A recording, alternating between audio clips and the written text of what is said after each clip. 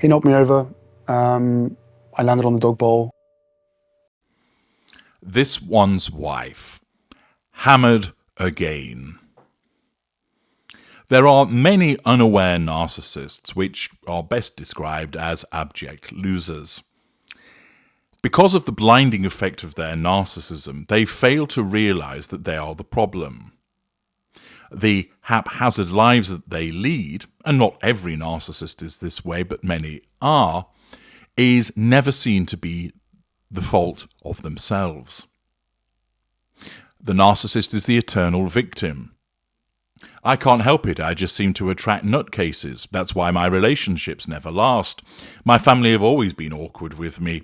I don't know what it is. I'm good with people and friendly towards them, but I guess I'm not very good at picking people who are loyal to me. Yes, I know that particular job didn't work out. The boss had it in for me, as did the person beforehand. I guess they feel threatened by my excellence. The haphazard relationships, the tempestuous interactions that the narcissist has with other people are occasioned by the narcissist's need for control in the moment and the drawing of fuel. This results in haphazard lifestyles, but the narcissist doesn't see that they are the problem. And it results in that narcissists keep trying, that they have another relationship, that they try and make friends with somebody new, that they try and patch things up with a family member, only to then go and cause a problem once again. Rinse and repeat. Those of you who have been involved with narcissists will be fully familiar with this. This one's wife, as a mid-range narcissist, is no different. However, there is one particular difference in that there is the exposure of her failings to the world at large. Her preoccupation in telling the world that she's a brilliant entrepreneur, stroke author, stroke actress, stroke podcaster, stroke politician, stroke philanthropist, stroke charitable overlady, means that we are subjected to regular PR puff pieces and broadcast pieces that tell us how magnificent and wonderful she is. What she can't realize is that each time there is a failure and the world just shakes its head, laughs and points at her saying, "What a loser." She thinks, no, it didn't work out because X and Y didn't do what they ought to have done. It wasn't my fault. It didn't work out because the press have taken against me. It didn't work out because the haters stymied it before it could get anywhere, etc., etc. It's never her fault. She's always the victim. The problem she has is that her narcissism keeps on causing her to keep trying. And because of the prominence to which she has become accustomed, there's a lot of people who are ready to watch her fail and report on it. There are plenty of people that revel in watching the train wreck that is this one's wife. And it results in her repeatedly being exposed in mainstream media for her shortcomings, which of course, as you know, amounts to a further threat to her control. But it does nothing to cause her to think, do you know what, maybe I'm not very good at this and perhaps I should stop. She simply can't see that. She simply doesn't get it. And I know that there are many people who are bewildered by her failure to realize that she is a nobody, that she's useless, that whatever she turns her hand to, it's the Sadim touch, the reverse Midas touch whereby everything turns to shit that she's involved with. But her narcissism doesn't allow her to see it. That's why she keeps doing it. It's like a chip has been removed from her brain, so that she is incapable of seeing that she is the problem. She sees that things fail, undoubtedly. She's not so deluded as to fail to pick up on that. But in some instances, she doesn't fully appreciate the extent of the failure, and she certainly never, ever accepts that she is the cause of the failure. Thus, she keeps on trying. And this just results in her keep getting a hammering, as she's received from Caroline Bullock in the New York Post, who writes, "White shirt, pencil skirt, cashmere sweaters. Perhaps this one's wife thought a wardrobe, echoing Carolyn Bessette Kennedy's eternal cool, was a fast track to icon status. It's easy to see why. Both were smart, successful 30-somethings who married into two of the world's biggest dynasties. Well, pausing there, I'd certainly take issue with describing her as smart and successful. Moderately successful, in terms of she was earning a decent living through Suits. One has to be balanced and acknowledge that. But you wouldn't call her hugely successful. Most people hadn't heard of her, and she's certainly not smart. Anyway, the article continues by explaining the parallels are certainly there, extending most dispiritedly to their unfulfilled potential. Kennedy erased in a plane crash in 1999 with her husband, John F. Kennedy Jr., this one's wife swallowed up in the sprawl of her Monty Shitshow mansion, playing the victim. Yet, Bessette Kennedy's understatement extended beyond her minimalist aesthetic. In her short time on the 90s world stage, she never gave an interview. This one's wife, on the other hand, almost immediately summoned Oprah. Herein lies the difference between icon and pretender. Ooh, pretender. The power of restraint versus blab. The fine line between reverence and ridicule. Ultimately, it's why 25 years after her death, Kennedy, a Calvin Klein sales assistant turned publicist, remains an enigma. A master of stealth wealth well before the Roy family on Succession, Kennedy's minimalist froideur still packs a punch in today's world of try-hard flesh-flashing celebrity. This summer sees the release of Elizabeth Bella's Once Upon a Time, The Captivating Life of Carolyn Bessette Kennedy, the latest in a line of biographies drip-feeding insight, and often darker revelations of affairs and drug-taking into an otherwise superficial fairy tale. Yet, nothing really tarnishes Kennedy's legacy. Like Harry's mother, Princess Diana, Kennedy remains frozen in time at her peak, unsullied by family rifts or any fall from grace. Her trademark remains mystery, aided by an age before social media. In short, Kennedy left them wanting more. By contrast, this one's wife has looser lips, too much talk, dirty laundry, tit-for-tat fallouts with her blood and royal relatives. As she reaches for sophistication, her delivery feels contrived, impatient, and ruthless. As a smart, independent woman, the former Suits actress was ready to subvert some of the rules of royalty. But this one's wife failed to at least pretend to play by them. She was free-speaking and unrestrained, sense of entitlement, lack of accountability, forgetting it was their mystique that allowed Kennedy and Diana to become the most compelling characters in their respective courts. This one's wife's version cherry-picks elements of both. Bessette Kennedy's all-American quiet looks, Diana's charitable legacy, with her own half-hearted humanitarian pretensions, but with far less integrity. When Bessette Kennedy struggled with press attention, she would retreat to her loft in Tribeca. The Sussexes, meanwhile, complain about a lack of privacy, whilst constantly revealing both their inner and outer turmoil, often amid a backdrop of their posh Monty Shitshow home. How different it could have all been. Cast your mind back to 2018, when Harry and this one's wife were viewed as a cooler antidote to the more staid William and Kate. This one's wife's future-in-laws were spooked, and rightly so. In the House of Windsor, the ultimate offence is to be upstaged, particularly if hierarchies are breached in the process.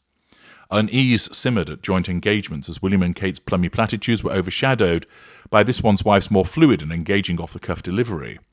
All this promise could have been far better channeled. After all, this one's wife was a highly educated mixed-race Diana 2.0. She'd love that description. She's nowhere near Diana, a photogenic style crush with beauty and substance to drive global courses, with equal doses of passion and purpose.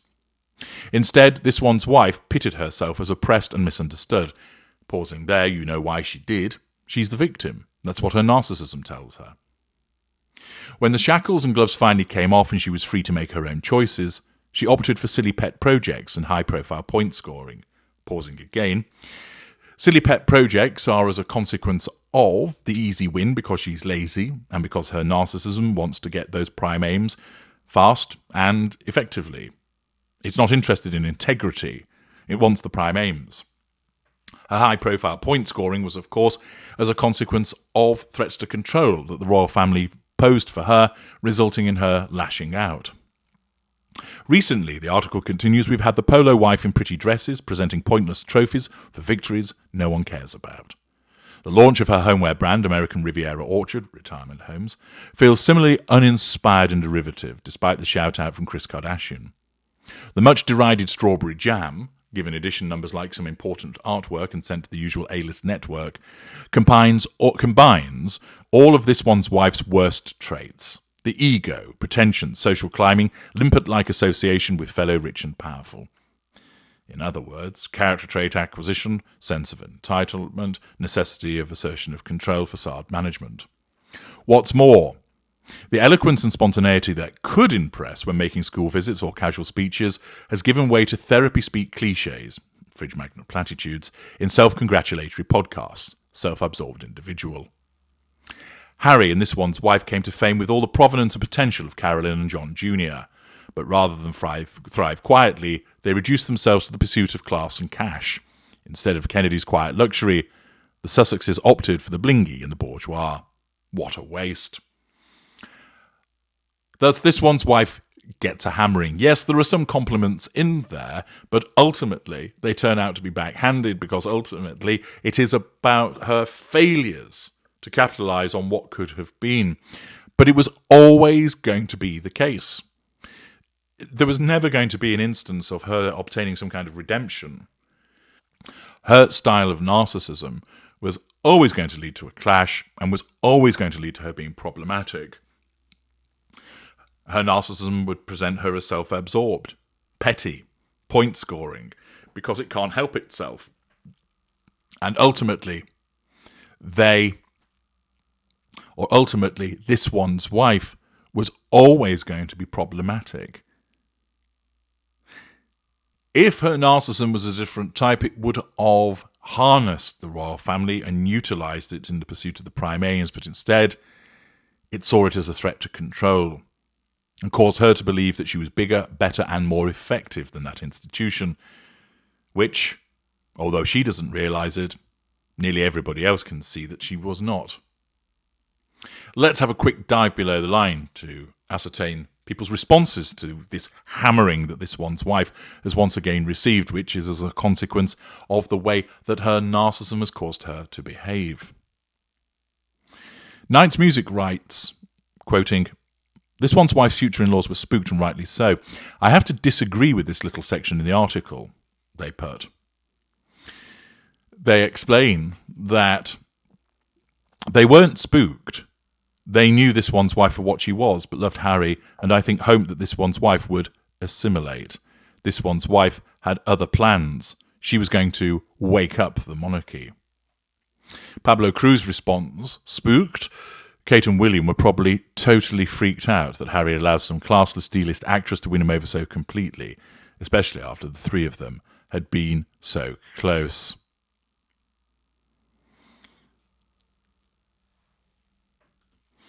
Jenny Lake writes, "Carolyn Bessette had an incredible unique style. This one's wife always looks awkward in her ill-fitting clothes. Several books about JFK Jr. reference Carolyn's warmth and ability to light up a room. No one says that about this one's wife. And Carolyn was highly intelligent. I would call this one's wife scheming. In other words, I see absolutely no comparison." An interesting observation there. Man Ray, too much credit is given to this one's wife here. Need to stop saying how smart or intelligent she is. Also, saying she is highly educated and successful. I wouldn't call her smart or intelligent at all. The more appropriate adjectives are words like cunning, manipulative, sly, sneaky, status climbing, lazy and spiteful, among others. As to success, I'm not sure a career as a yacht girl, a briefcase carrier on a game show and a small role in a Canadian production that few watched at the time at a streaming service qualifies as successful.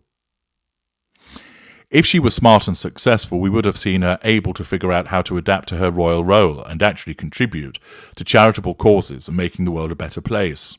Instead, all she could see was the glamour, glitz and adoration she thought she would receive as a royal.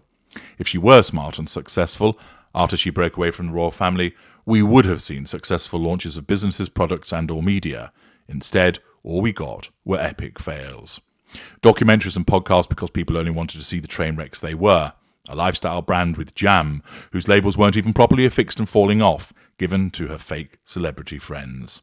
Way too much credit to her in this article. John Galt. The real fundamental issue with This One's Wife and Harry is that they were role models. They had a role, and therein lied the opportunity to do good. When they gave up the role, they became useless. They lost all the meaningful opportunities and thus represent nothing and speak for no one. Caroline Shafter. This One's Wife is in a league of her own. She thought she was going to be a big hit with the royal family, could change them. It did not work out that way. I feel sad that she has a hold over Harry, and he was so infatuated with her, so he tended to go along with her antics instead of putting his foot down to some of her crazy ideas. What is to become of them? Sketchy 1. This One's Wife's deluded version of herself is way too contrived and heavy-handed to ever even come close to the innate elegance of Carolyn Bessette Kennedy. But then This One's Wife's whole life has been built on fantasy and imagining herself in a grandiose role that she felt she was entitled to play. Unfortunately, her acting skills are abysmal, and most of us are able to see through the plagiarized charade she consistently displays. Haslam. I think this article left off one key factor that I believe greatly contributed to This One's Wife's demise, her extremely loose relationship with the truth. She had people on her side, to a certain degree anyway, until it came to light that the Oprah interview, as well as other later publications and commentary by This One's Wife, were essentially a work of pure fiction. Lie upon lie on top of lie. Such deception would inevitably erode any sense of authenticity and greatly contribute to the uninspired and derivative impression most have of This One's Wife and her business ventures. She had the world at her feet, and she and her ego completely blew it. I couldn't agree more with the close of this piece. What a waste. Yes, her narcissism has caused it all to go horribly wrong for her. But that was always going to be the case because, as I mentioned earlier, her narcissism wasn't interested in harnessing the opportunity.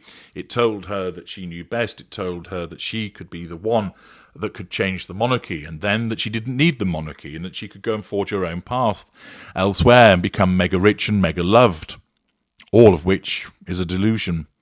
The collateral consequences of her revisions of history and telling of lies only is borne out in the comments, which is just a selection of similar ones that I've read out to you, that so many people now, as the years have rolled by, have been able to see the evidence of her lies, see the evidence of her revisions of history, see the evidence of her manipulative behaviours, see the evidence of her mistreatment of people, and they are able to put it all together and realise just what an unlikable and unpleasant individual This One's Wife is.